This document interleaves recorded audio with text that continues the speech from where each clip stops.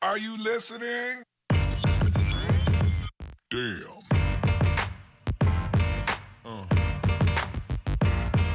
Yeah.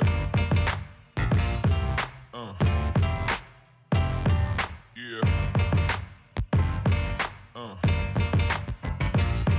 Yeah.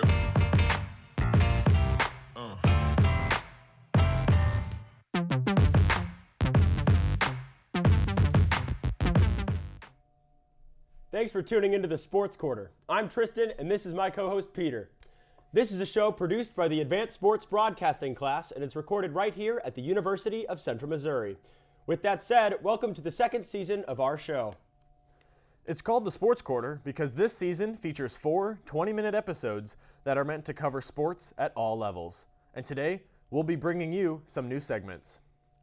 Every episode will be a little different than the last, and over the course of this show, we'll be covering the Super Bowl, recapping recent sports news, and much more. If you've been completely out of the loop, the Kansas City Chiefs are the Super Bowl champions. It was an incredible game with many ups and downs. A few of our fellow crew members put together a package to look back at how it all unfolded. Kansas City, we did it. Your Kansas City Chiefs are Super Bowl champions once again. 50 long years later, and they're back atop the highest peak in football. It didn't come easy. They endured many hardships during the regular season. Injuries on the offensive and defensive fronts, out of sync play. Blocked by Kelsey. There's a blitz. Mahomes has time, and the pass is incomplete. It's 3 and out. Colquitt is blocked, and it's picked up by the Texans to run it in for the touchdown. In the dreaded Denver game, where Patrick Mahomes' knee was literally sideways. That didn't stop this team, though. Through it all, they fought, clawed their way to a number 2 seed in the AFC. Weak, and here we go, the defense with the steal and the run back. It's Thornhill, the rookie. Coming in quickly on him, and they finally Awarding get them to the him. It's coveted Frank Clark. first-round bye. The playoff homestead didn't prove to be easy either. And no one near him for a Houston touchdown on the opening drive. Out of the gun on 2nd and goal. Across the middle, and is caught by Fells for the touchdown. Down 24 to Houston in the first round. Is good. The second round against Tennessee was a lot of the same. And they go to Kelly. Down 10. The defense held the number 1 running back in the league to under 100 yards and sparked the comeback that cemented the Chiefs' Super Bowl berth. Still not out. Oh, what a run. Out of this world. Next came the big, bad San Francisco 49ers, a team with the best defense in football.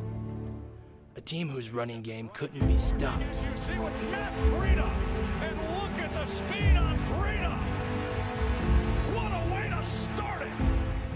A team who were under the false impression that they had the best tight end in football. A team who was up 10 points in the fourth quarter on the Chiefs in Super Bowl 54. The Chiefs seemed out of sync all night until the play. Jet Chip Wasp, the bomb to Tyreek, and the ignition of an engine that didn't stop rolling on.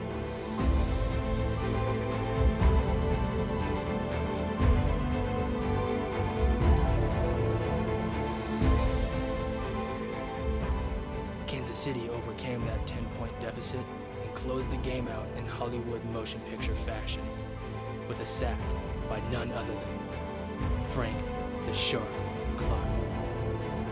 The story of the 2019-2020 Kansas City Chiefs is one of fairy tale, one that the city will never forget, as it will be remembered as the beginning of a dynasty.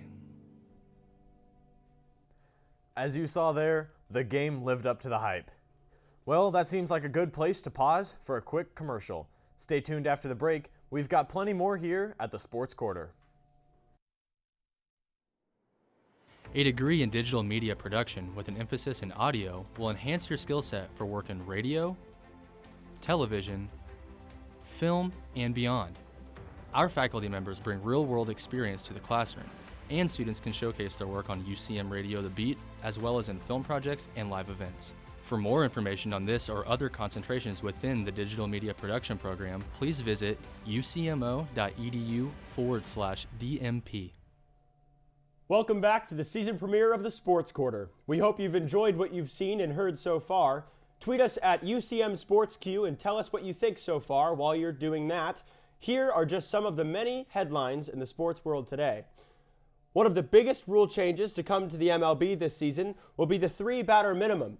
I'm sure diehard baseball fans will not like the new rule, but basically pitchers will now have to face a minimum of 3 batters before a manager can change the pitcher. Gone are the days of bringing in a pitcher to face a certain batter and then switching them out. This is another move designed to speed up the pace of MLB games starting this spring. 42-year-old Zamboni driver David Ayers made headlines this past weekend when he stepped in as the emergency goalie for the Carolina Hurricanes. He allowed 2 goals on the first 2 shots he faced, but then stopped the next 8 and secured a 6-3 victory over the Toronto Maple Leafs. Even though the game was played in Toronto, fans of both sides were cheering on their feet, cheering Ayers on. He is the oldest goalie in NHL history to win his regular season debut. Shifting focus to play on the football field, more specifically the XFL, the rebooted version of the league features 8 teams playing on Saturdays and Sundays for the next 7 weeks. Viewership-wise, the XFL has been off to a good start, especially in St. Louis.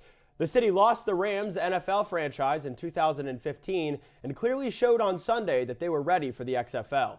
The Battlehawks' home opener was a sellout and drew in nearly 30,000 fans, sporting the team's blue and white colors. St. Louis went on to defeat the New York Guardians 29-9. We've reached the halfway point, and we'll stop there and step aside for a short commercial break. Stay with us. We've got much more headed your way. A degree in digital media production with an emphasis in digital cinema will prepare you for all aspects of film production, such as screenwriting, editing, cinematography, and motion graphics. Our faculty members bring real-world experience to the classroom, and students can showcase their work in film festivals, UCM's CTV, and digitalberg.com. For more information on this or other concentrations within the digital media production program, please visit ucmo.edu/DMP. Have you ever wondered how to properly throw a shot put without hurting yourself in the process? Maybe you have, and maybe you haven't. But in our first instructional video, you'll learn just that.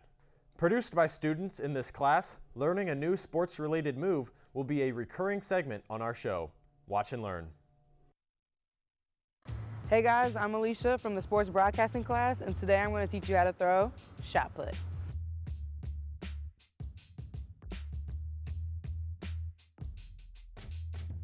The best way to explain a spin throw in shot put is in 3 different steps.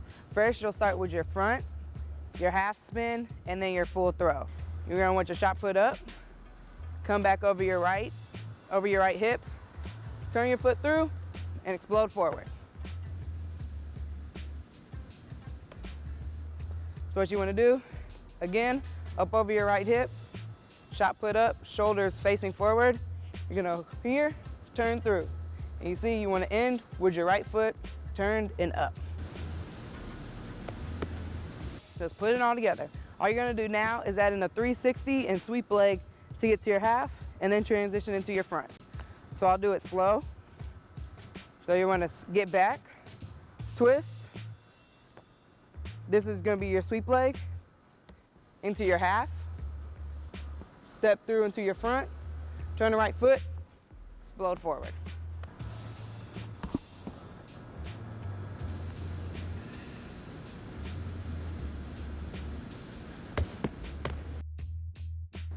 Now that I've showed you guys how to master shot put, let's see if my classmate, Levi, can do it.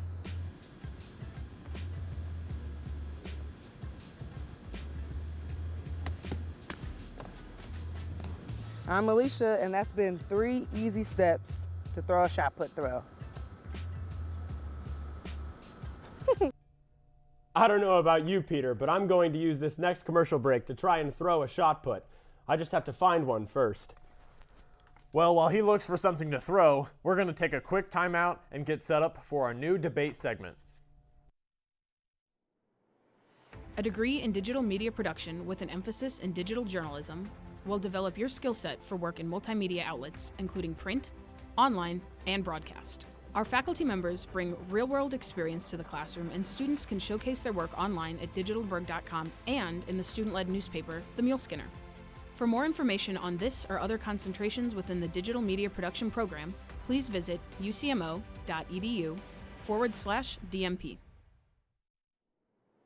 A degree in digital media production with an emphasis in live studio and remote will enhance your knowledge in multi-camera studio shows as well as multi-camera live event productions. Our professors bring real-world experience into the classroom, and students can showcase their work through different media outlets including live streaming, UCM CTV, and digitalberg.com. For more information on this or other concentrations, please visit ucmo.edu/DMP.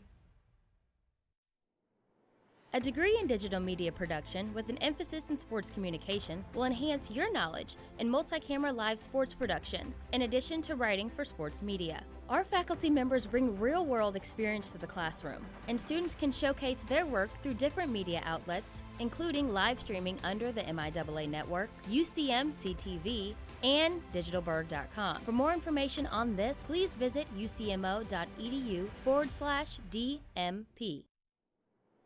A degree in digital media production with an emphasis in audio will enhance your skill set for work in radio, television, film, and beyond.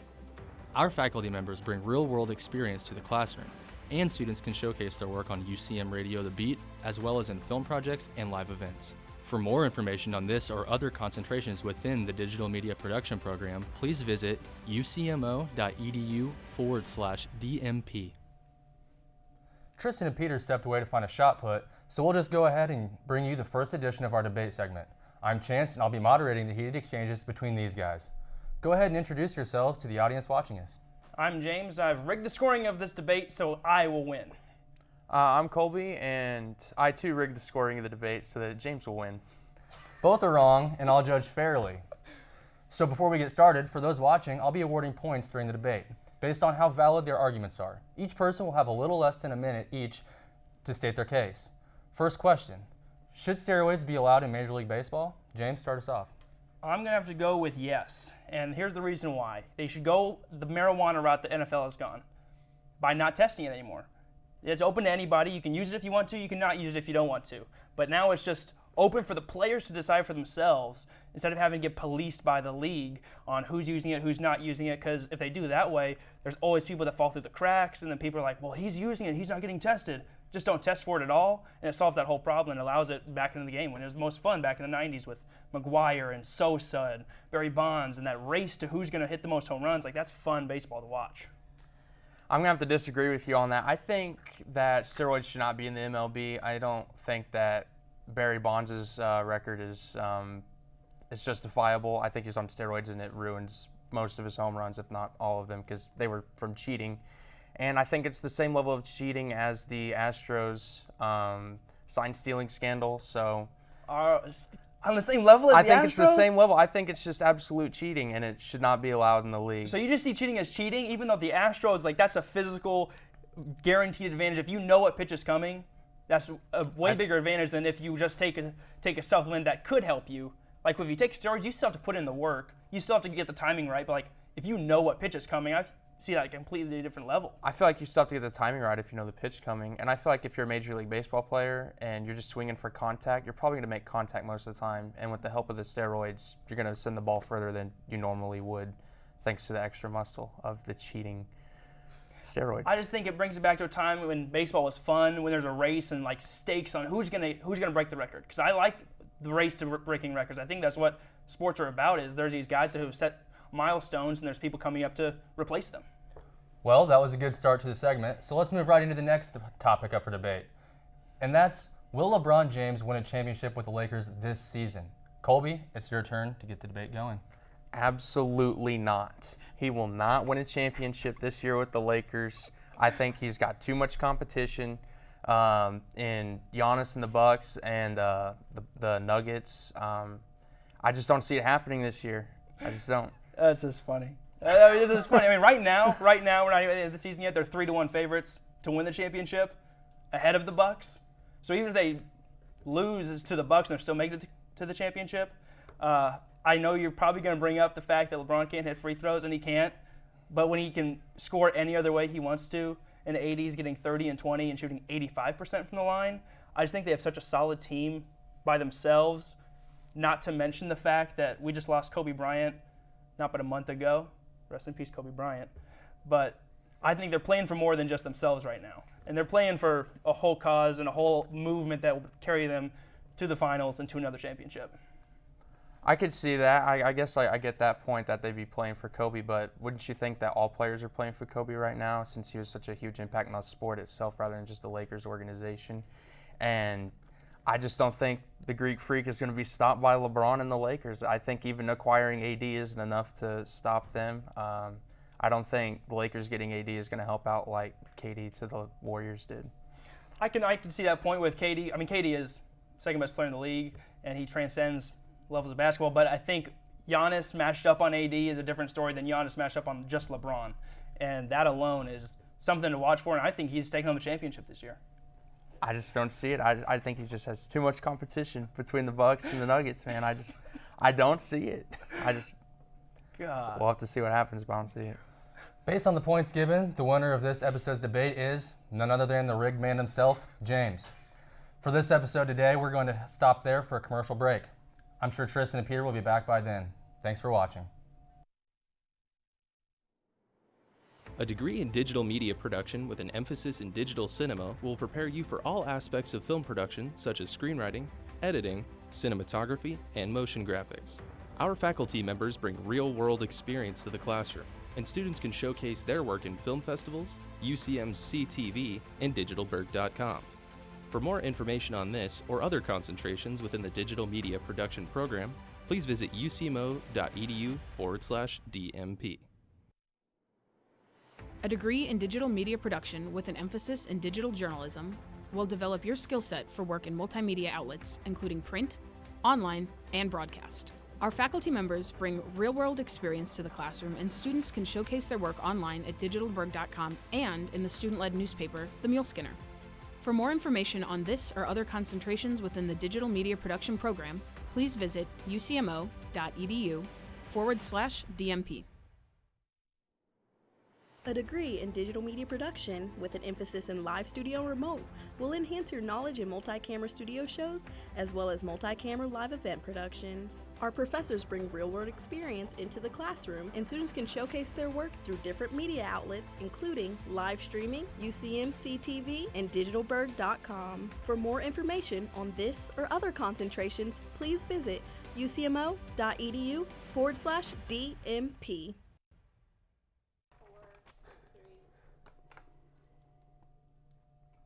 Welcome back to the season premiere of the Sports Quarter. And for those wondering, we couldn't find a shot put anywhere around here, so we'll have to try another day. Anyways, we'll be concluding each episode just like how we did last spring. We'll be making our picks for 3 different games that will be taking place after the taping of this show. The rest of the crew will also be making their picks behind the scenes, and we'll see how we all did in the next episode. The first game focuses on the NBA's as the Dallas Mavericks take on the Miami Heat. Who wins that one? Well, you know, I think the Mavs are going to edge out the Mamma Mia Heat. I really just don't see the Heat gaining the momentum to overtake the Mavericks.